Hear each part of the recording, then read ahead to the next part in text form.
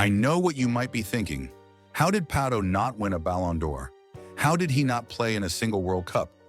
One of the greatest strikers in history is right in front of us, said Cafu when Pato arrived at Milan. For those of you who didn't see Pato play, I need to tell you, he was truly extraordinary. A player who managed to play for the most legendary Milan team in its history. When Pato ran, no one could catch him. He changed direction like no other player. He had incredible tactical intelligence. Andrea Pirlo, one of the greatest midfielders in football, was amazed when he saw him play, even asking Carlo Ancelotti, then the coach, "Where did you find this gem?" Pato, despite Marcelo, had unbelievable strength in changing direction. He had a refined passing ability, took free kicks, shot with both feet, and scored headers. He was simply the biggest rising star in Brazilian football at the time. Everyone already said it was only a matter of time before he won a Ballon d'Or, and some even went further, saying he could surpass Ronaldo Fenomeno. Obviously, that didn't happen. But why? What happened to Alexandre Pato for him to go from being the ultimate gem to a player without a club and discredited as he is today? What I can say for now is that appearances can be deceiving. Pato's father, Geraldo, took his son to a futsal competition at his school. By coincidence, a scout from International saw him play. Pato was fast and dribbled very well, even though he wasn't even 10 years old yet. The scout said Pato should try out for Inter's youth academy. Pato's father was hesitant because the boy didn't like playing on the field, but in the end he agreed. Pato's family was poor and lived in the city of Pato Branco, hence the nickname, and the tryout was in Porto Alegre. The story I'm about to tell you is surreal. In fact, it's the craziest one I've ever heard. Pato had a scholarship at the private school he attended.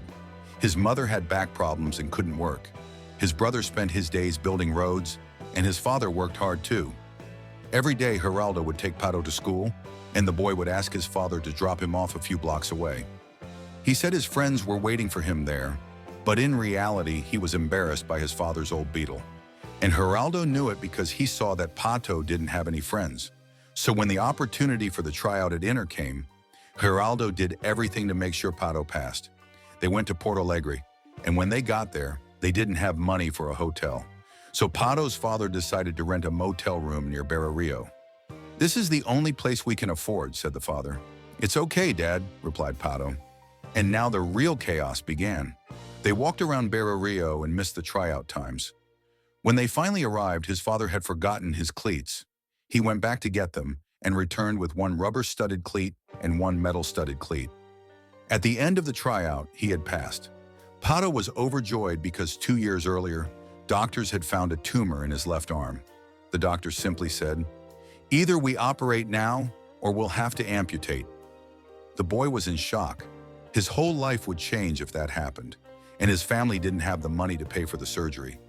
So Pato's father took videos of him playing soccer and went to the doctor. "This is my boy, Alexandre. I can't pay for the surgery. Please, I don't want my son to stop playing. Don't worry, he won't lose his arm. We'll do the surgery." And just like that, Alexandre Pato got his surgery without paying a dime. Back to the present, he felt the joy of being able to play his favorite sport again. He never dreamed of being a soccer player, but now he would be one and make his father and family proud.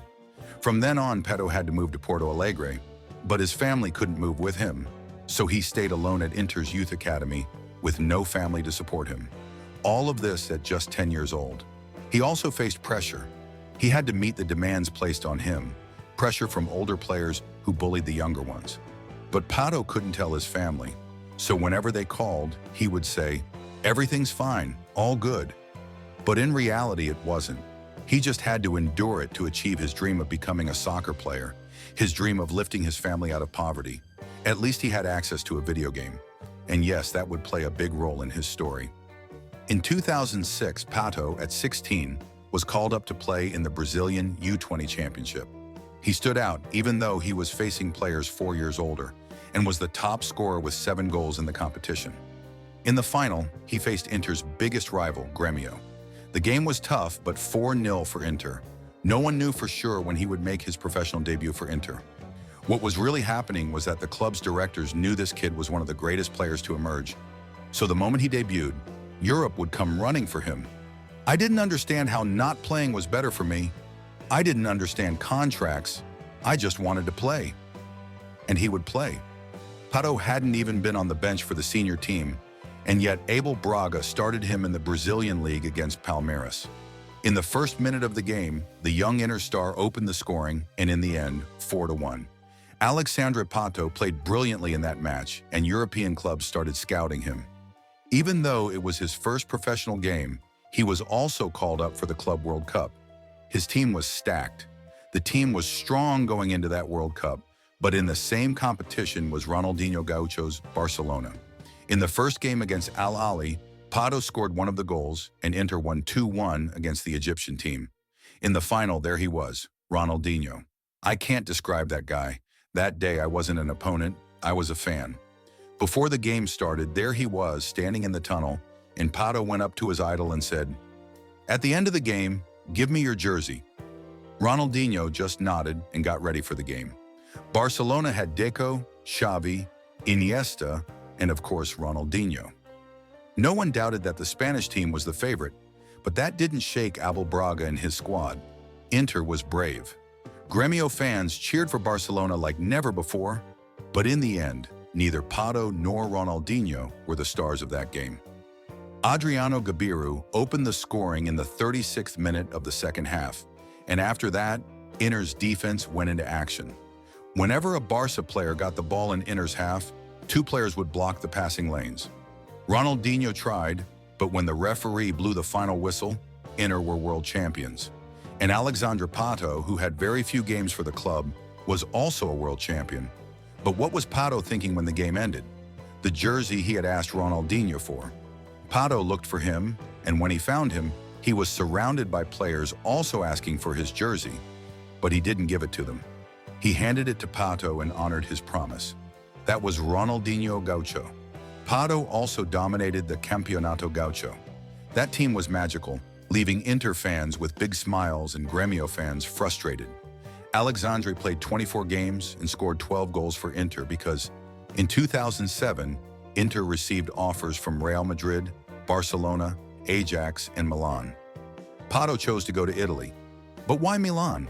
At that time, Milan were the reigning Champions League winners and had, without a doubt, one of the most star-studded squads in all of Europe.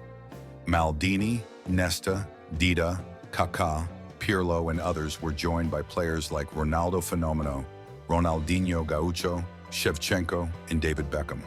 What a team that was! Pato used to play with those players on PlayStation, and now he could play alongside them in real life.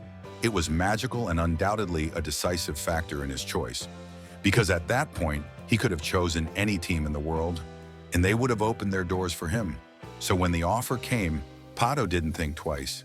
He left Inter for 20 million euros, carrying the weight of being the biggest promise in Brazilian football at the time.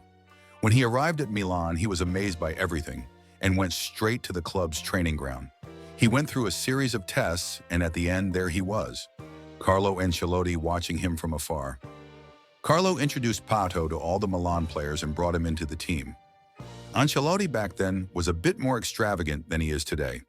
He would arrive at training in a helicopter because he lived in Parma, and it was the fastest way to get there.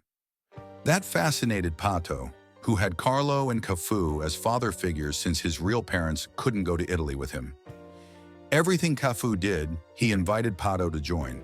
It was truly a father-son relationship.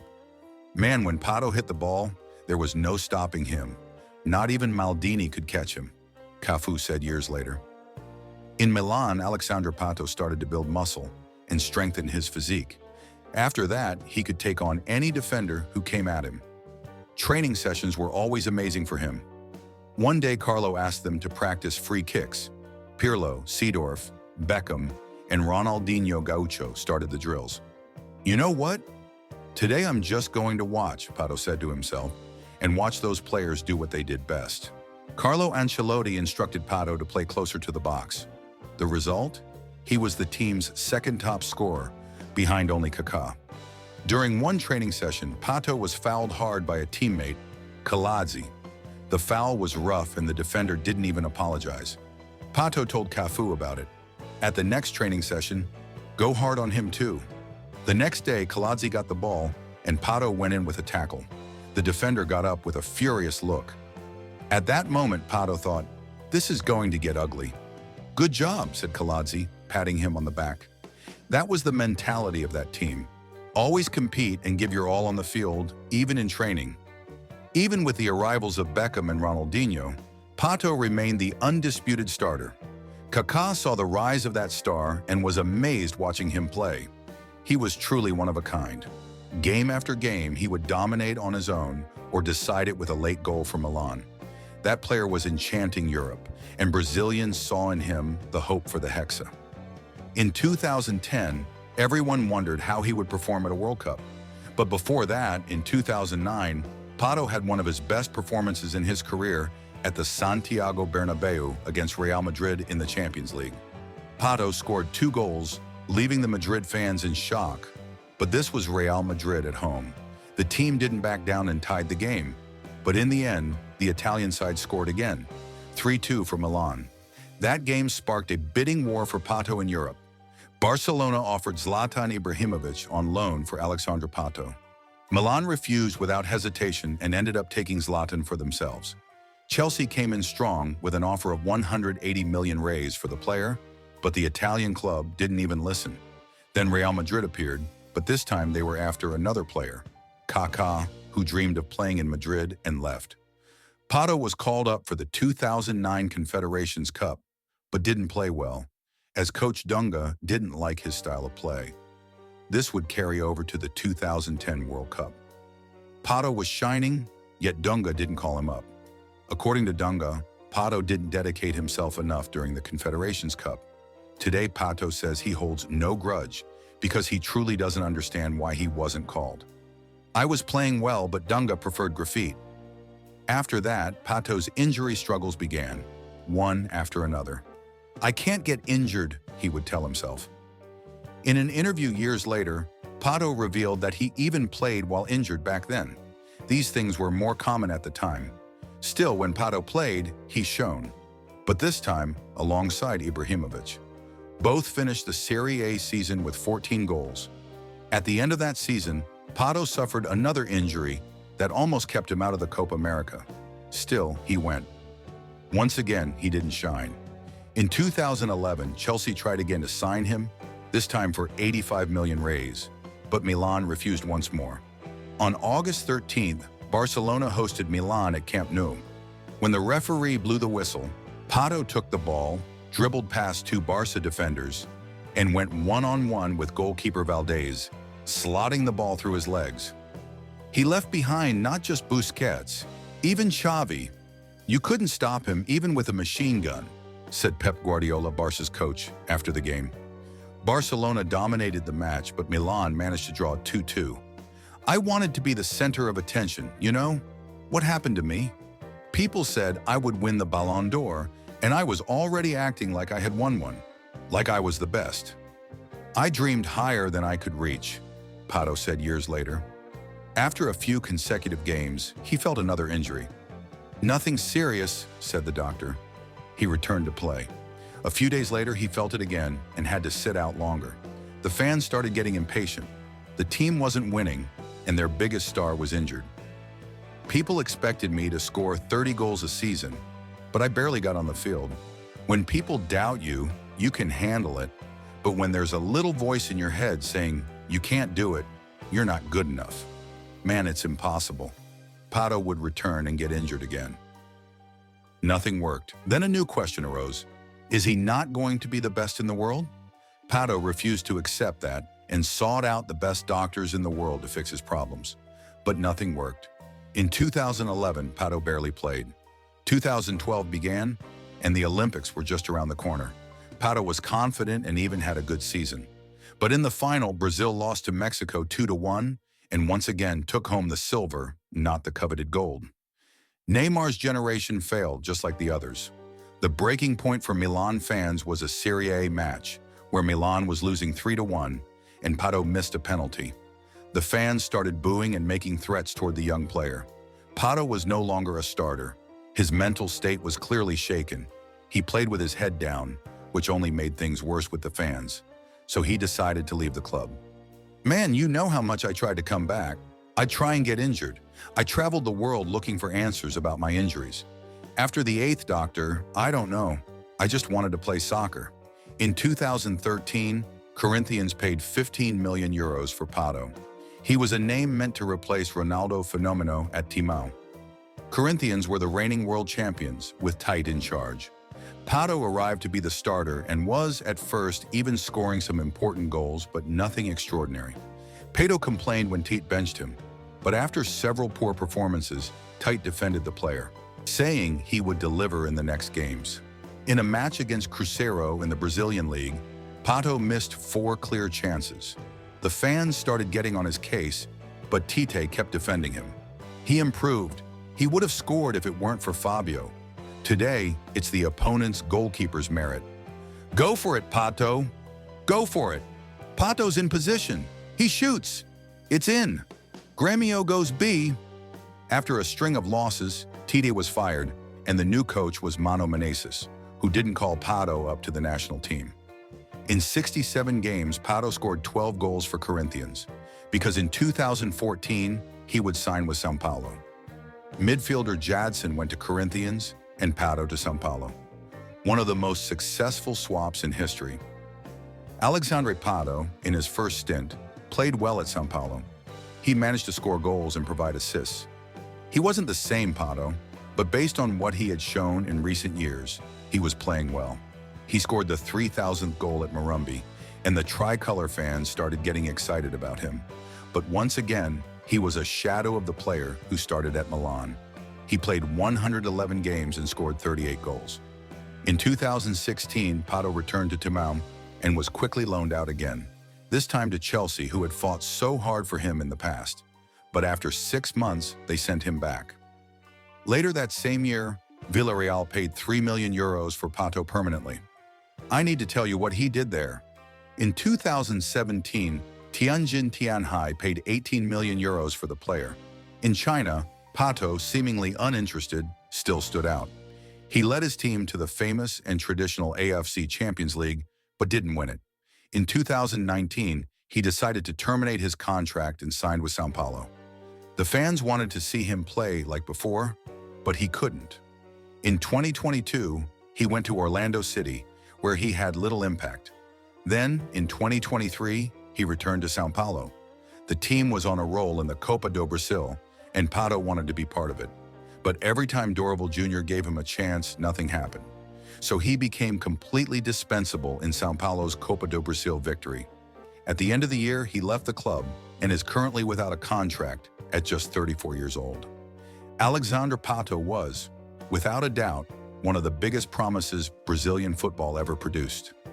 Many thought he would surpass Ronaldo, be better than Ronaldinho, go further than Adriano, play more than all of them, and win his Ballon d'Or. He didn't achieve any of that. His mind, the injuries, destroyed him. The sky-high expectations ruined him. Imagine someone telling you that you'll be better than Ronaldo Fenomeno, and you're only 20 years old. Imagine the world's media saying you'll be the best in the world, and that nothing will compare to your football. That's what happened to him. Some athletes even said that Pato, even at 27, was like a child. He liked silly jokes and didn't see the world as an adult. Could it be because he left his parents' arms so early to train and face pressure before he was even 10 years old? Does not winning the Ballon d'Or diminish his legacy? Or did he simply get lazy? Yes, I didn't become the best in the world, but now I always see my parents, I have a good wife, and I'm at peace with myself. From my point of view, I have many Ballon d'Or. So what do you think really happened to Alexandre Pato? Share your thoughts in the comments. I'm really curious to hear and will reply to everyone. Thank you so much to everyone who comments on the videos. You're amazing. And thank you to everyone who subscribes to the channel. It helps a lot. See you.